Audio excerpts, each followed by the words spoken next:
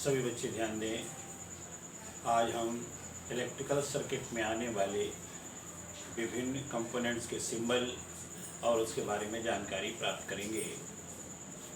सबसे पहले देखिए, किसी इलेक्ट्रिक सर्किट में सबसे पहला कंपोनेंट होता है सेल।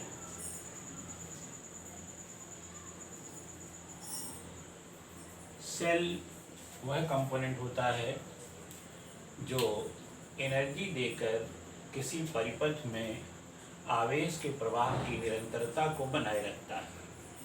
यानी ये आवेश की प्रवाह की कंटिन्यूटी को मेंटेन करता है। उस युक्त को हम सेल कहते हैं। सेल केमिकल एनर्जी को इलेक्ट्रिकल एनर्जी में बदलता है। अब ध्यान दीजिए, सेल का सिंबल है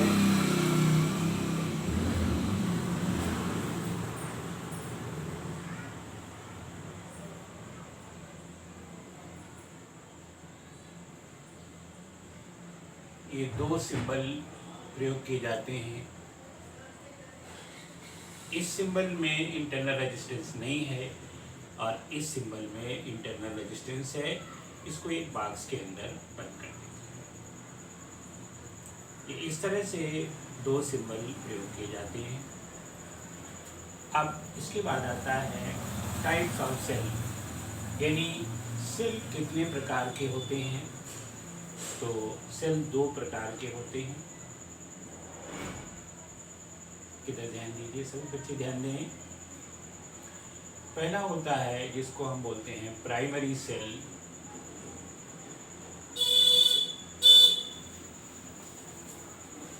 या हिंदी में इनको बोलते हैं प्राथमिक सेल।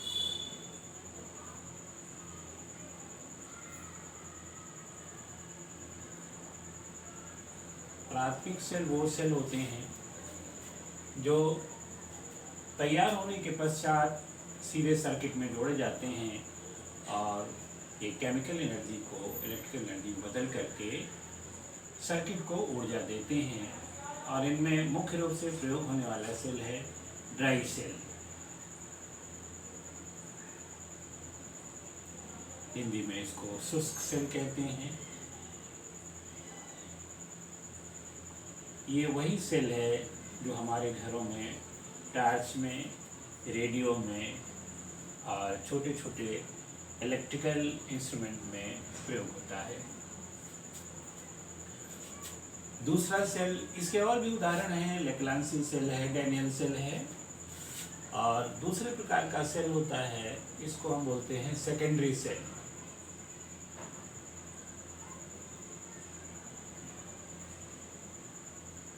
और हिंदी में इनको बोलते हैं द्वितीयक सेल।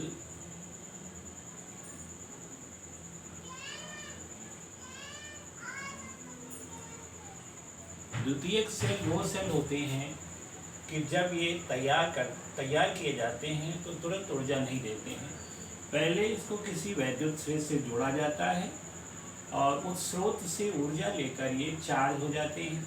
यानी उस समय ये इलेक्ट्रिकल एनर्जी को केमिकल एनर्जी में बदल लेते हैं। अब फिर जब ये सर्किट में लगाए जाते हैं तो फिर ये केमिकल एनर्जी को इलेक्ट्रिकल एनर्जी में बदलते हैं। यहाँ इनकी जो क्रिया है वो दो स्टेप में होती है, इसलिए इनको द्वितीयक सेल कहते हैं। और इसका एग्जाम्पल है लेड एक्यूमुलेटर।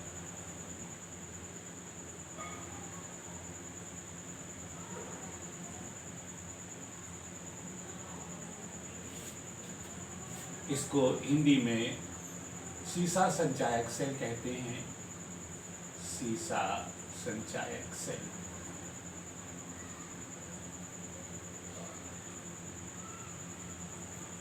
सीसा संचायक सेल के अलावा भी द्वितीयक सेल होते हैं, जैसे एक लीफे सेल होता है।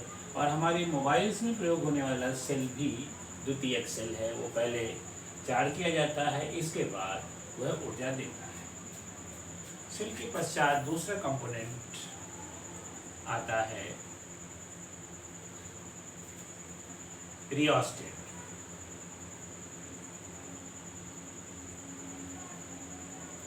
इसको हिंदी में धारा नियंत्रक कहते हैं।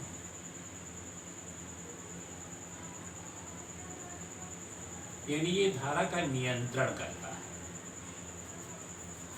अब इसका सिंबल होता है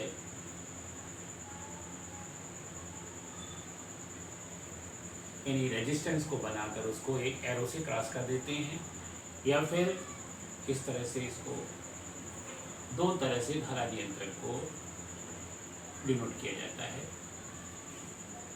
या तो इस तरह से बना होता है या इस तरह से बना होता है। यह धारा को नियंत्रित करता है यानी कंट्रोल करता है। ये धारा नियंत्रक हमारे घरों में भी होता है। हमारे पंखे का जो रेगुलेटर है वो वास्तव में धारा नियंत्रक ही है। जब उसको हम पीछे हटाते हैं तो वो धारा को घटा देता है और पंखे की स्पीड कम हो जाती है, और जब आगे बढ़ाते हैं तो धारा को बढ़ा देता है और हमारे पंखे की स्पीड बढ़ जाती है। वो भी एक धारा नियंत्रक है।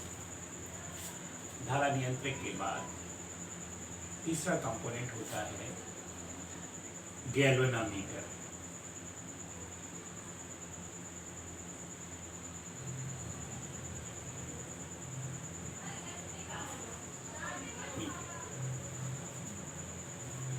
गैल्वेनोमीटर को हम इस तरह से सिंबल में लिखते हैं, यानी एक सर्कल जिसके अंदर जी लिखा होता है और इस तरह से ये गैल्वेनोमीटर होता है।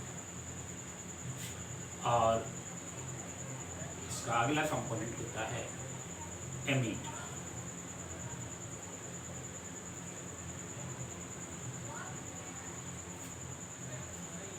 इसको गैल्वेनोमीटर को हिंदी में धारा मापी कहते हैं, और इसको एमीटर को हिंदी में भी एमीटर या अमीटर कहते हैं।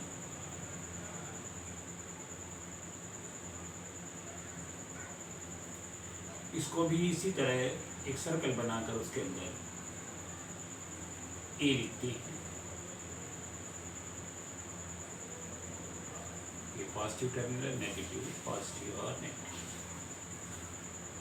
इसके बाद अगला टर्मिनल होता है वोल्टमीटर।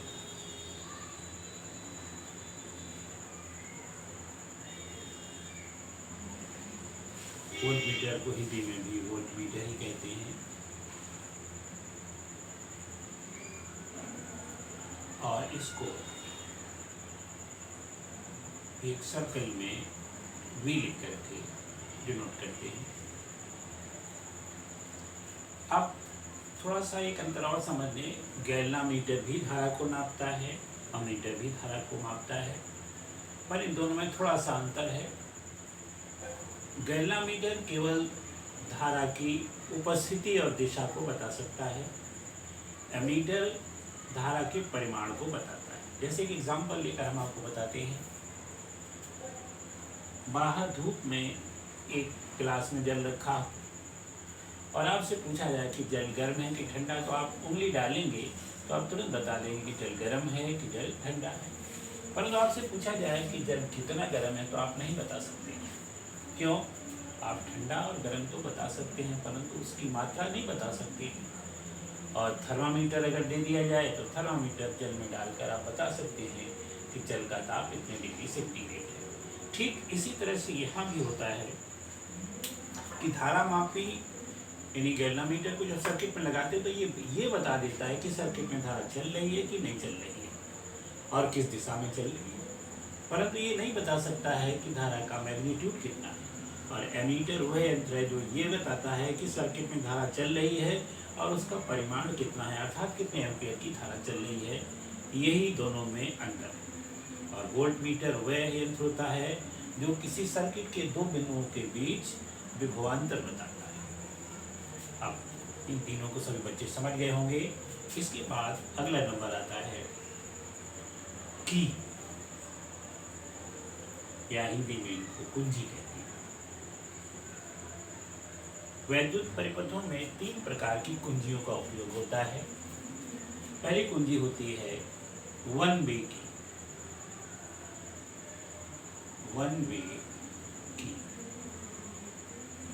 वे की में बहुत सरल होती है।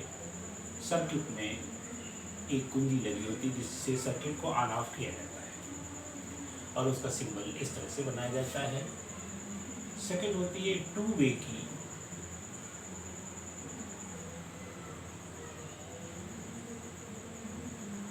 यानी दो रास्ते वाली की।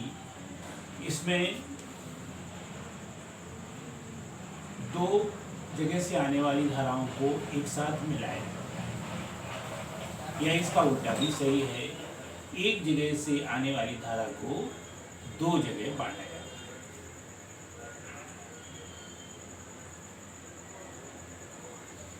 ये धारा तभी चलेगी जब कुंजी बंद होगी। ध्यान रखें, बंद का मतलब ऑन, यहाँ बहुत ध्यान रखिएगा। और तीसरे प्रकार की कुंजी है जिसको टैपिंग की बोलते हैं।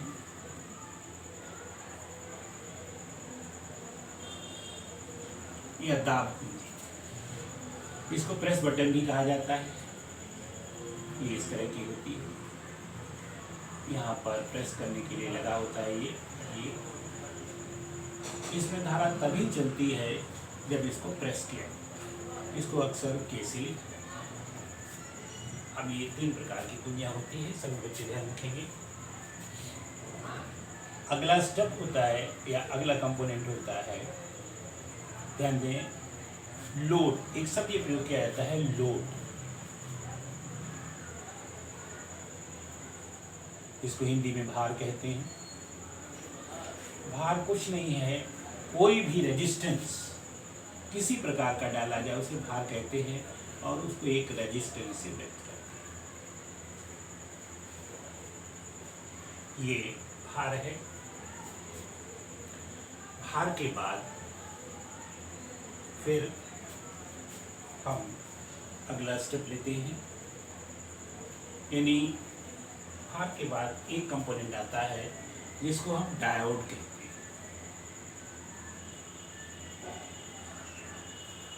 डायोड, हिंदी में भी इसका नाम यही है। वास्तव में एक ही वाल्व होता है, इसलिए इसका नाम डायोड वाल्व रखा गया है, और शॉर्ट में इसको डायोड कॉइल बोला जाता है। डायोड का काम होता है, इसकी संरचना पहले देख लीजिए, सिंबल देख लीजिए, तो सिंबल इस प्रकार होता है।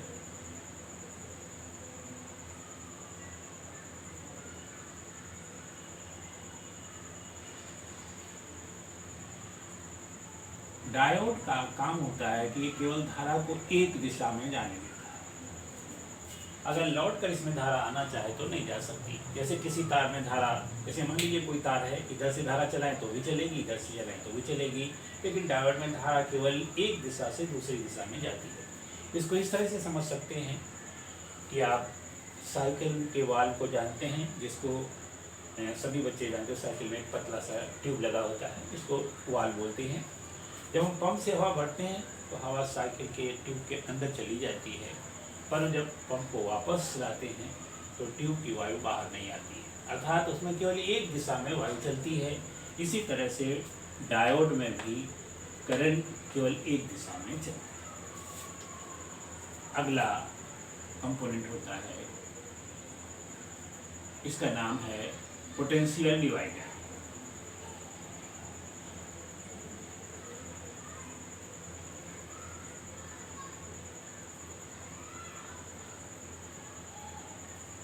हिंदी में नाम है विभव विभाजक।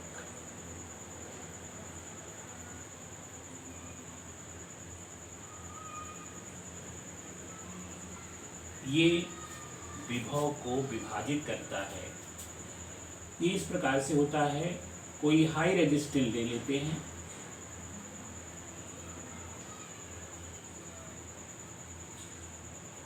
इस हाई रेजिस्टेंस के दोनों सिरों के बीच एक हाई टेंशन बैटरी जोड़ देते हैं,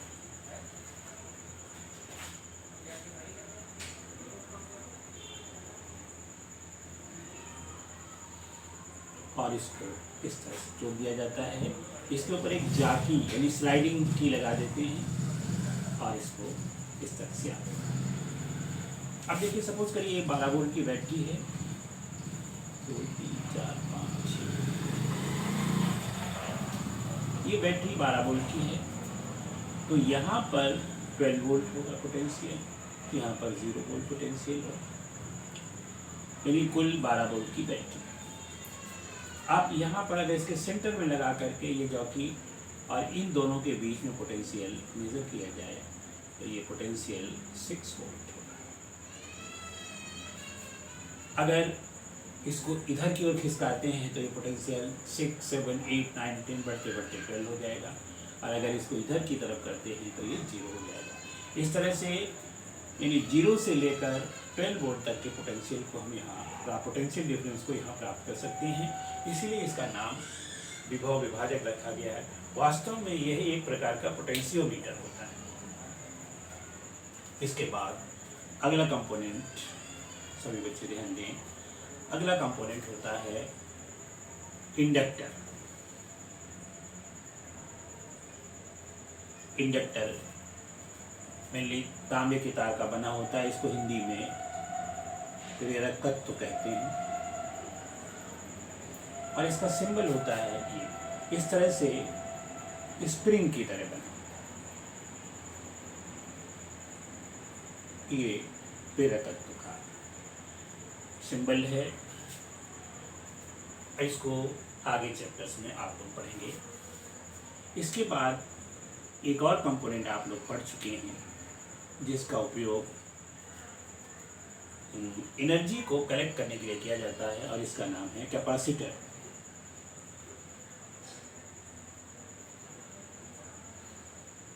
और इसको हिंदी में संधारित्र कहते हैं।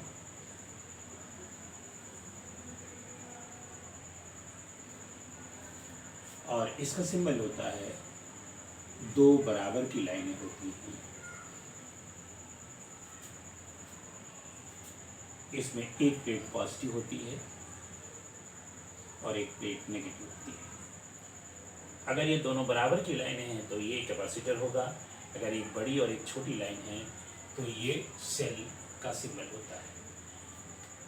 इस तरह से ये कुछ सिंबल्स हैं, इनका उपयोग जो है हमारे इलेक्ट्रिक सर्किट में होता है। सभी बच्चे समझ गए होंगे और इसको हमेशा ध्यान रखेंगे और इनको देखकर सर्किट में तुरंत पहचान लेंगे।